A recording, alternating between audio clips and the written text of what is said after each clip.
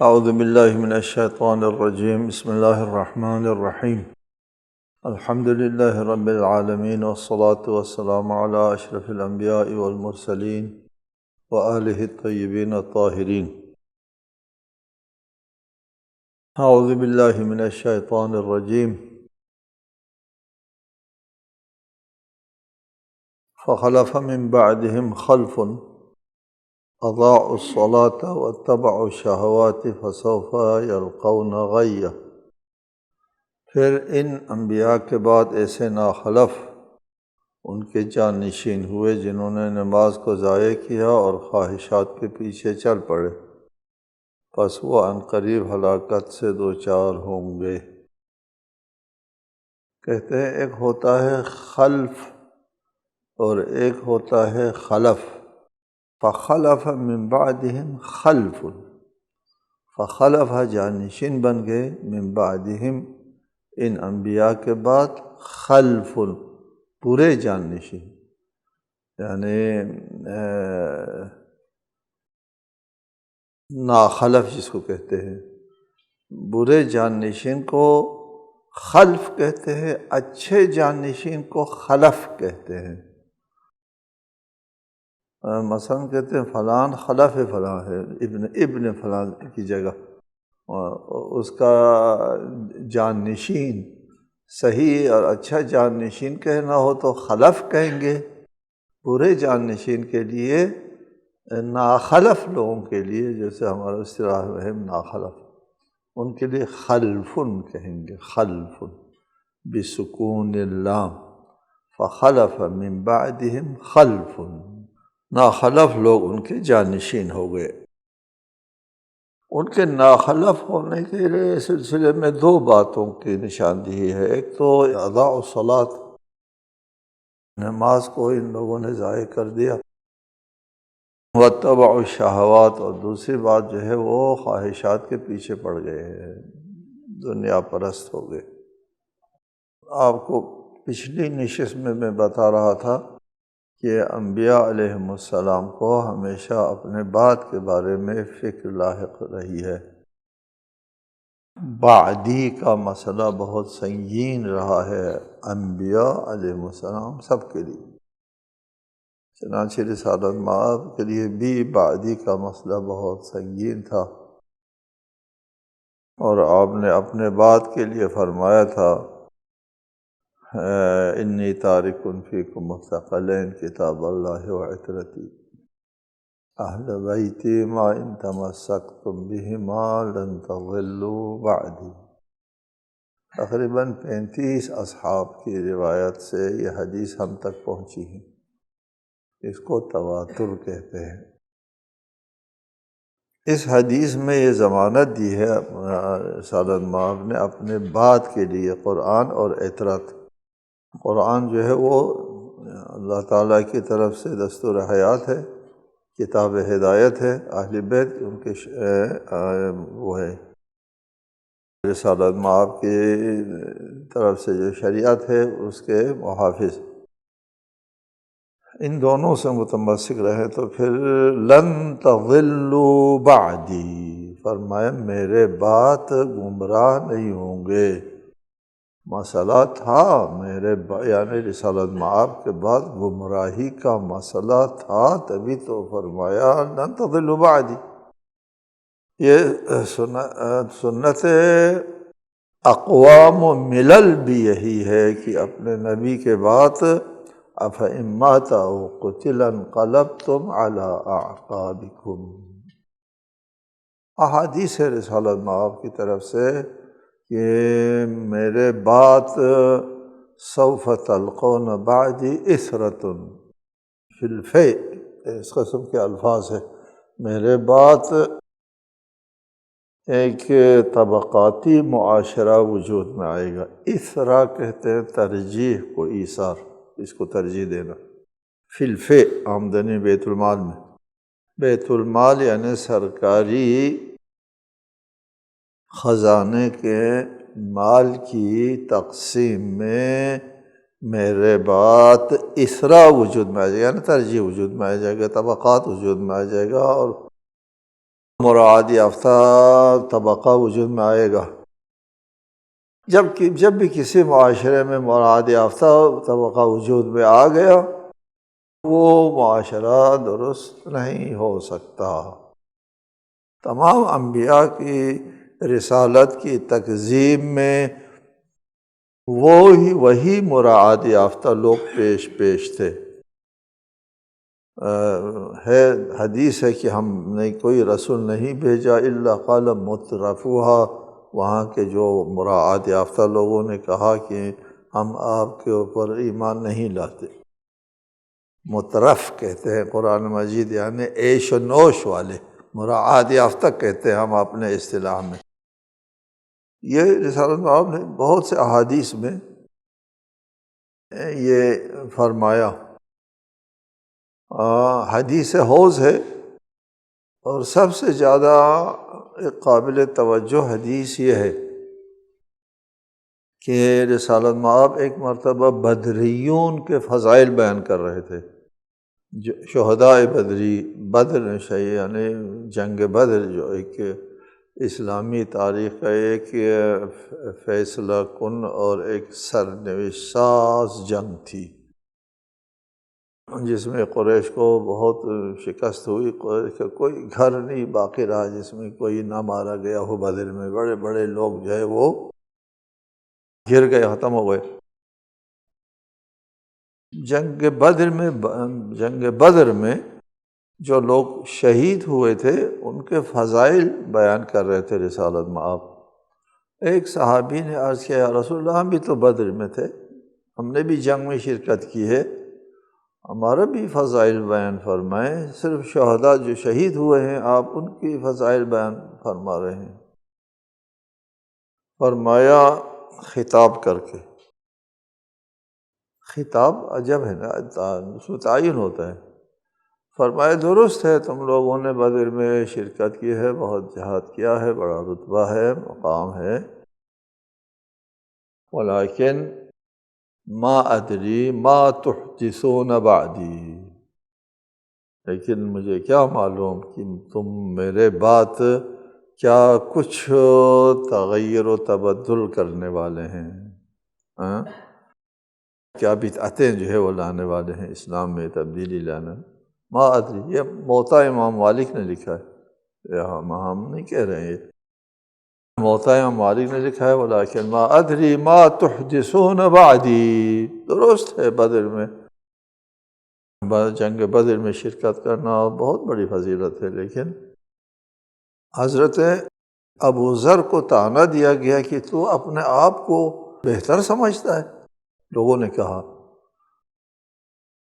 نہیں، میں نے ایسی بات نہیں کی، میں صرف ایک دعویٰ کرتا ہوں، میں عہد رسول پر باقی ہوں۔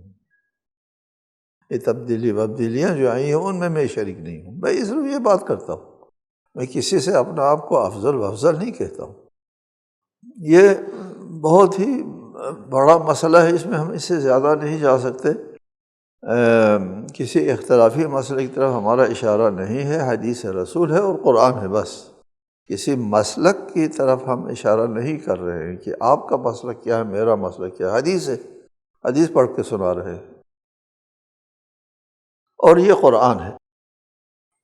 قرآن نے کہا کہ فخلف من بعدهم خلف اضاعوا الصلاة واتبعوا الشهوات، آگے فرمایا کہ اللہ تعالیٰ نے یہ ٹھیک ہے ناخلف لوگوں نے اپنے وہ کیا، تبدیلیاں کی انبیاء کے بعد، لیکن اللہ تعالیٰ نے ان کے لیے بھی اپنے رحمت کا دروازہ بند نہیں کیا۔ الا من تاب وآمن وعمل صالحا فاولئک يدخلون الجنة ولا يظلمون شیئا۔ یہ کچھ ناخلف لوگ جو ہے وہ انبیاء کے بعد جو ناخلف کرتے ہیں اور پھر اس کے بعد اثناء میں وہ پشیمان ہو جاتے ہیں، چھوڑ دیتے ہیں یہ اتباع شہوات اور اضاعۂ صلاۃ کو، نماز ضائع کرنا، اس کو چھوڑ دیتے ہیں، توبہ کرتے ہیں اللہ تعالیٰ کی طرف اور نماز ضائع نہیں کرتے، نماز وقت پر پڑھتے ہیں اور نماز کا حق ادا کرتے ہیں۔ اور خواہشات کی پیروی کرنا بھی چھوڑ دیتے ہیں۔ الا من تاب، توبہ کرتے ہیں، گناہ ترک کرتے ہیں، وآمن، یہ پہلے مومن تھے، بات ان لوگوں کی ہو رہی تھی فخلف من بعدہم خلف، ان کے جانشین ہوئے، وہ کافر تو جانشین نہیں ہوتے، یہ خلفہ جانشین ہوئے، من بعدہم انبیاء کے بعد، خلف ناخلف لوگ، ناخلف تھے لیکن کافر تو نہیں تھے، اذاعۂ صلاۃ کرتے تھے، نماز کا نام شام تو لیتے تھے، ظاہر اس کا مطلب یہ ہے کہ وہ لوگ مسلمان تھے، واتبعوا الشہوات ہے۔ یہ تو نہیں کہا کہ البتہ وہ سورہ آل عمران کی جو آیت ہے، اس آیت میں فرمایا ہے کہ وہ لوگ مرتد ہو گئے تھے، وما محمد الا رسول قد خلت من قبلہ الرسل افإن مات او قتل انقلبتم علی اعقابکم، انقلب علی اعقابہم جو ہے یہ مرتد کے لیے استعمال ہوتا ہے، مفسرین بھی سب لوگ سوائے چند ایک کے سب لوگ کہتے ہیں یہ انقلب مرتد کے معنی میں۔ الا من تاب وآمن، وآمن سے پتہ چلتا ہے کہ ان کا ایمان بھی چلا گیا تھا، دوبارہ ایمان لے آئے، وعمل صالحا، اور ایمان لانے کے بعد عمل صالح بھی بجا لایا۔ قرآن ہمیشہ ایمان کے بعد عمل صالح کا ذکر کرتا ہے، جو ایمان کے اوپر تنہا علامت جو ہے عمل صالح ہے۔ فاولئک یدخلون الجنۃ، یہ لوگ بھی توبہ کر لیتے ہیں، دوبارہ ایمان لے آتے ہیں، تو وہ بھی جنتی ہے، جنت جائیں گے، ولا یظلمون شیئا، ان کے ساتھ کوئی زیادتی نہیں ہوگی، ظلم نہیں ہوگا۔ تو اس آیت کا مطلب یہ ہے کہ اللہ تعالیٰ ان لوگوں کے لیے بھی اپنے رحمت کا دروازہ بند نہیں کرتا۔ جنات عدن التی وعد الرحمن عبادہ بالغیب انہ کان وعدہ مأتیا لا يسمعون فیہا لغوا الا سلاما وَلَهُمْ رِزْقُهُمْ فِيهَا بُكْرَةً وَعَشِيًّا، ایسے جاودانی بہشت میں، جنات عدن، عدن کہتے ہیں ہمیشہ اور دائمی اور ابدی جنت میں۔ وعد الرحمن عبادہ بالغیب، اپنے بندوں سے اللہ تعالیٰ نے غیبی وعدہ فرمایا ہے، یقیناً اس کا وعدہ آنے والا ہے، انہ کان وعدہ مأتیا، وہاں وہ بیہودہ باتیں نہیں سنیں گے سوائے سلام کے، اور وہاں انہیں صبح و شام رزق ملا کرے گا۔ اور اس قسم کے جنت میں یہ لوگ داخل ہو جائیں گے اگر توبہ کرتے ہیں اور دوبارہ ایمان لے آتے ہیں اور عمل صالح بجا لاتے ہیں، تو وہ جنات عدن میں داخل ہو جائیں گے، جس کا اللہ تعالیٰ نے اپنے بندوں سے وعدہ کر رکھا ہے۔ لا يسمعون فيها لغوا، اس جنت میں کوئی لغویات کے لیے گنجائش نہیں ہوگی، الا سلام، سلام سلام ہوگا ایک ہر طرف، وہاں لغویات کے لیے کوئی گنجائش نہیں ہے، اس لیے کہ جو لوگ جنت میں جائیں گے ان لوگوں کے لیے جنت میں آپ کو پہلے بتایا ہے سب سے بڑی نعمت جو ہے وہ اللہ کی خوشنودی ہوگی، جوار رب، اللہ تعالیٰ کے ہمسائے جس کو کہتے ہیں، اللہ کی قربت کو، اللہ کی قربت میں اللہ کی رضامندی، اللہ کی خوشی کو دیکھ کر وہ کیف و سرور میں ہوں گے، وہاں بیہودگی کے لیے کوئی گنجائش نہیں ہے، وہ ہمیشہ کیف و سرور میں ہوں گے، وہ تسبیح و تحلیل کریں گے اور سلاماً سلامہ کریں گے، پیار و محبت کی فضا ہوگی، ہر قسم کی نعمت، روحانی نعمت، مادی نعمت، ہر قسم کی نعمت وہاں فراہم ہوگی، اس میں لغو نہیں ہوگا الا سلام۔ وَلَهُمْ رِزْقُهُمْ فِيهَا، اس جنت میں ان کے جو رزق مقرر و معین ہے وہ ملا کرے گا صبح و شام۔ چلیے، جنت میں کہتے ہیں سورج مورج نہیں، نہ دھوپ ہے نہ سردی ہے، صبح و شام، رات دن کہتے ہیں نہیں ہے، لیکن بکرۃ و عشیہ کیا ہے؟ ہمارا یہ بھی ایک خیال ہے کہ جنت کی زندگی زمانی نہیں ہے، زمانی نہیں ہے کہ آپ کو دیر ہو گئی، جلدی ہو گئی، وقت لگ گیا، کیا ہو گیا، زمانی نہیں ہے۔ جب زمانی نہیں ہے تو انسان کے لیے کسی چیز کی کوئی فکر نہیں ہوتی، کوئی مسئلہ پیش نہیں آتا، صبح و شام نہیں ہے، کیسے فرمائے بکرۃ و عشیہ؟ ایک روایت میں نے پڑھی کہ جنت والوں کے لیے ایک یکایک دیکھ لیں گے کہ سورج طلوع ہو گیا ہے، روشنی زبردست پھیل گئی، تو سب نے یہ کہنا شروع کیا کہ ہر جنت میں تو سورج نے طلوع نہیں کرنا تھا، اب یہ سورج کی روشنی، زبردست روشنی کیسے آ گئی؟ تو ان کو بتایا گیا کہ یہ سورج نہیں ہے، بلکہ حضرت امیر المومنین و فاطمہ الزہرا سلام اللہ علیہما یہ دونوں بیٹھے ہوئے کسی بات پر دونوں نے مسکرایا تھا، جی اس مسکراہٹ کی وجہ سے جنت میں یہ روشنی پھیلی ہے، وہاں سورج دھوپ وغیرہ نہیں ہوا کرتی۔ لیکن بکرۃ و عشیہ کو یہاں پر ذکر کیا ہے ہماری دنیاوی زندگی کے اعتبار سے دوام اور ہمیشگی بتانے کے لیے بکرۃ و عشیہ کہا ہے، نہیں کہ جنت میں بکرہ و عشی ہے، صبح و شام ہے، ہمیشہ یہ دائمی رزق ہے، اس کے لیے وہ نہیں ہے۔ پہلے آپ کو بتایا کہ جنت میں جو نعمتیں ہیں وہ ختم ہونے والی نعمت نہیں ہے۔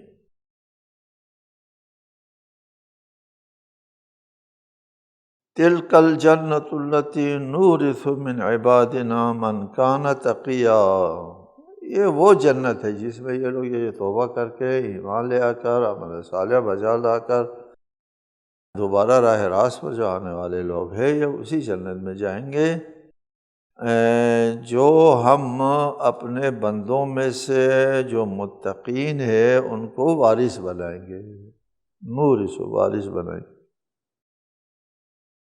من عبادنا من کان تقیہ، جو متقی ہے۔ وارث کا مطلب کیا ہوتا ہے؟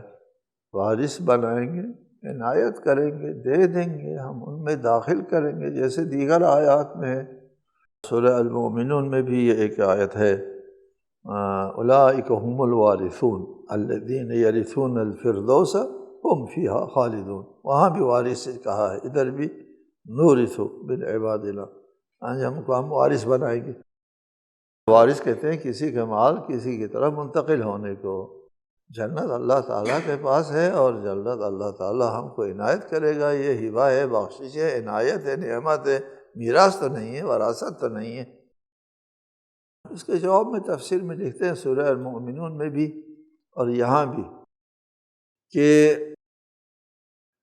انسان جتنا بھی انسان دنیا میں آئے ہیں سب کے لیے ایک جگہ جہنم میں بنا رکھا ہے اور ایک جگہ جنت میں۔ اگر یہ جنت میں جانا چاہتا ہے تو بھی جگہ حاضر ہے، جہنم جانا چاہتا ہے تو بھی کوئی کمی نہیں، ادھر بھی تشریف لے جا سکتے ہیں، دونوں جگہ اس کے لیے آمادہ ہے۔ اب جنت میں بہت سی جگہ ہیں جو انسانوں کے لیے اللہ تعالیٰ نے بنا رکھی تھی، وہ جنت نہیں جاتے، وہ جہنم جانا چاہتے ہیں، وہ جہنم چلے جاتے ہیں تو ان کا جو وہ متروکہ املاک نہیں ہوتے، ہمارے یہاں متروکہ املاک جو ہے وہ پڑے رہتے ہیں، ان کے ان کو مومنین کو وارث بنا دیتے ہیں، ان کو اپنا جو پلاٹ ہے وہ بھی مل جائے گا، وہ متروکہ املاک بھی مل جائے گا، دونوں مل جائے گا۔ تلک الجنۃ التی نورث من عبادنا، وارث بنا دیتے ہیں، جو متقی ہے ان کو وارث بنا دیتے ہیں۔ آگے ایک آیت آنے والی ہے، اس میں تمام انسانوں کو ایک مرتبہ جہنم کے پاس لے جا کر کے اس کا جگہ دکھانا ہے، جی دیکھ اگر تو ایمان نہ لاتا، عمل صالح نہ مومن نہ بنتا تو تم نے ادھر جانا تھا، جی وَإِن مِّنكُمْ إِلَّا وَارِدُهَا کان علی ربک حتما مقضیہ، اتنی تاکید کسی آیت میں نہیں۔ یہ حتمی اور یقینی فیصلہ ہے کہ میں تم میں سے کوئی ایسا نہیں ہے جو جہنم میں ایک مرتبہ نہ جائے، وہاں جانا ہوگا۔ یہ وہ اپنا جو مکان ہے وہاں پر محال جہنم میں وہ دیکھنا ہوگا، ادھر جانا تھا تم نے۔ پھر جب جنت جائے گا تو اس مومن کے لیے جنت کی قدر و قیمت زیادہ ہو جائے گی، اور کافر کو جب جہنم بھیجا جائے گا تو اس کو جنت میں اپنا مقام دکھائے گا، تم نے وہاں جانا تھا، اب تمہاری بدقسمتی ہے، اس کی جگہ تم کو ادھر جانا پڑ رہا ہے، تو ان کے لیے عذاب میں اور زیادہ اضافہ ہو جائے گا۔ اس لیے یہاں پر نورث کہا ہے۔ بس یہاں ختم ہوتی ہے، اس کے بعد ایک آیت ہے دوسری، اس میں ارشاد فرمایا وَمَا نَتَنَزَّلُ إِلَّا بِأَمْرِ رَبِّكَ لَهُ مَا بَيْنَ أَيْدِينَا وَمَا خَلْفَنَا وَمَا بَيْنَ ذَلِكَ وَمَا كَانَ رَبُّكَ نَسِيًّا رَبُّ السَّمَاوَاتِ وَالْأَرْضِ وَمَا بَيْنَهُمَا فَاعْبُدْهُ وَاصْطَبِرْ لِعِبَادَتِهِ هَلْ تَعْلَمُ لَهُ سَمِيًّا۔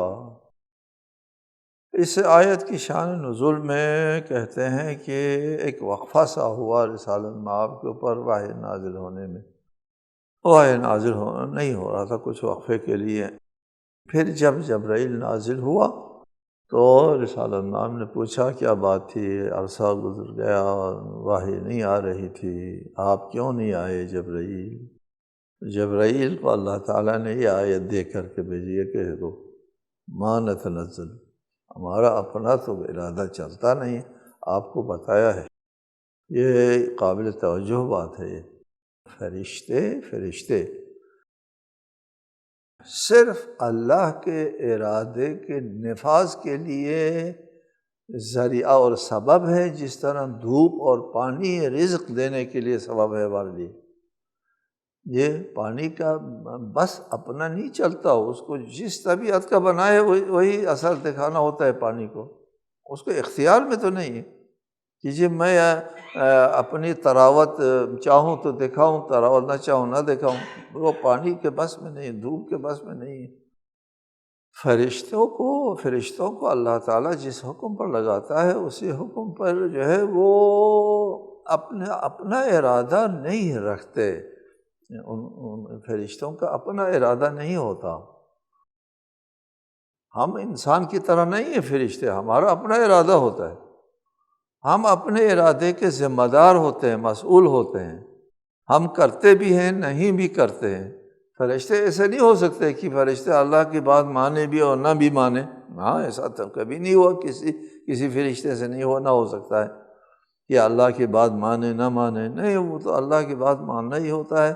اور ارادہ خدا نافذ نفوذ کا ایک ذریعہ ہے، جس طرح دھوپ اور پانی وغیرہ اور زمین کی رویدگی وغیرہ جو ہے وہ ہے۔ البتہ یہ شعور والے ہیں، یہ بے شعور والے ہیں، فرق یہ ہے، لیکن اپنا ارادہ نہیں چلتا۔ یہاں پر جبرائیل نے یہی کہا وَمَا نَتَنَزَّلُ إِلَّا بِأَمْرِ رَبِّكَ، ہم خود تو نہیں آ سکتے، آپ کے رب کی طرف سے امر ہوگا تو ہم آ سکتے ہیں۔ لَهُ مَا بَيْنَ أَيْدِينَا وَمَا خَلْفَنَا، ہمارے آگے اور پیچھے جو کچھ ہے، وَمَا بَيْنَ ذَلِكَ، ان کے دونوں کے درمیان میں جو کچھ ہے وہ لہو، اللہ کے پاس ہے، ہمارے پاس تو نہ خلف کا ہے، نہ آگے کا ہے، نہ پیچھے کا ہے، کسی قسم کا کوئی اختیار ہمارے پاس نہیں ہے کہ ہم خود اللہ سے ہٹ کے کریں، نہیں ہوتا۔ اس کا سمجھنا ضروری ہے کہ فرشتوں کو انسانوں کے اوپر مقایسہ نہ کریں، یہ اور چیز ہے، فرشتے اور ہیں، انسان اور ہیں۔ انسان اپنے ارادے کا خود مختار ہوتا ہے، گناہ بھی کرتا ہے اور اطاعت بھی کرتا ہے، فرشتے اطاعت ہی کر سکتے ہیں۔ دیکھو اس میں یہی فرمایا وَمَا نَتَنَزَّلُ إِلَّا بِأَمْرِ رَبِّكَ لَهُ مَا بَيْنَ أَيْدِينَا وَمَا خَلْفَنَا وَمَا بَيْنَ ذَلِكَ وَمَا كَانَ رَبُّكَ نَسِيًّا، آپ کا رب بھولنے والا نہیں ہے کہ بھول کی وجہ سے، چوک کی وجہ سے ہم کو نہیں بھیجا۔ ارادتاً اللہ نے یہ وقفہ اختیار کیا ہے، نہیں بھیجا ہے۔ جب اللہ نہیں بھیجے گا ہم خود تو نہیں آ سکتے، ہمارا مجال نہیں ہے کہ ہم اپنا ارادہ نافذ کریں، ہمارا اپنا ارادہ ہوتا نہیں ہے۔ ٹھیک ہو گیا جی؟ یہ وما نتنزل الا بامر رب۔ رب السماوات والارض وما بینہما، وہ رب جو فرشتوں کو بھیجتا ہے وہی ہے جو آسمانوں کا اور زمین کا رب ہے، وما بینہما کا رب ہے۔ پس فائے تفریعی فاعبدہ واصطبر لعبادتہ هل تعلم لہ سمیہ، لہٰذا عبادت اسی کی کرو چونکہ وہ رب ہے۔ پہلے بتایا عبادت کی تعریف یہ ہے، کسی کو رب سمجھ کے اور خالق سمجھ کر کے اس کی تعظیم کی جائے تو اس تعظیم کو عبادت کہتے ہیں۔ کس تعظیم کو؟ کسی کو رب سمجھ کر، رب ہو یا نہ ہو۔ بت کو رب سمجھ کر تعظیم کرتا ہے تو یہ عبادت ہو گئی۔ اگر رب نہیں سمجھتا ہے تو بت کا وہ پوجا موجا کرتا ہے، رب نہیں ہے، یہ کیا ہے پھر؟ یہ میں نے کہا آپ کو، یہ بت پرستی مشرکین میں بھی انحراف ہے۔ مشرکین میں بھی بت پرستی نہیں تھی، مشرکین فرشتوں کو اور دیگر ارواح کو وغیرہ کو رب سمجھتے ہیں کہ اللہ تعالیٰ نے ان کے سپرد کیا ہے، اس پتھر کے سپرد نہیں کیا ہے، بت کے سپرد نہیں کیا ہے زندگی چلانا۔ یہ پتھر رب نہیں ہے، یہ رب کی شبیہ بنائی تھی اور رفتہ رفتہ پھر یہی رب ہو گیا۔ یہ انحراف ہے۔ مذہب شرک کا بھی انحراف ہے بت پرستی۔ مذہب شرک میں بھی بت پرستی نہیں تھی، وہ اپنے معبودوں کی پرستش کرتے تھے، جو فرشتے اللہ کی بیٹیاں ہیں ان کی پرستش کرتے تھے۔ یہ ہے ان کے شرک کا صحیح مذہب، اور یہ بت پرستی شرک کے نزدیک بھی صحیح نہیں ہے۔ حل تعلم لہ سمیہ، کوئی اس کا ہم نام ہے؟ رب صرف ایک ہے، کوئی اور نہیں ہے جس کو بھی رب کہتے ہو، کوئی سمیع ہم نام نہیں ہے، صرف اللہ تعالیٰ کو رب کہتے ہیں۔ اللہ تعالیٰ کے ساتھ کسی کو رب نہیں کہا جاتا۔ حل تعلم لہ سمیہ، کیا اللہ کا کوئی ہم نام ہے کہ اس کو بھی رب کہا جائے؟ السلام علیکم ورحمۃ اللہ وبرکاتہ۔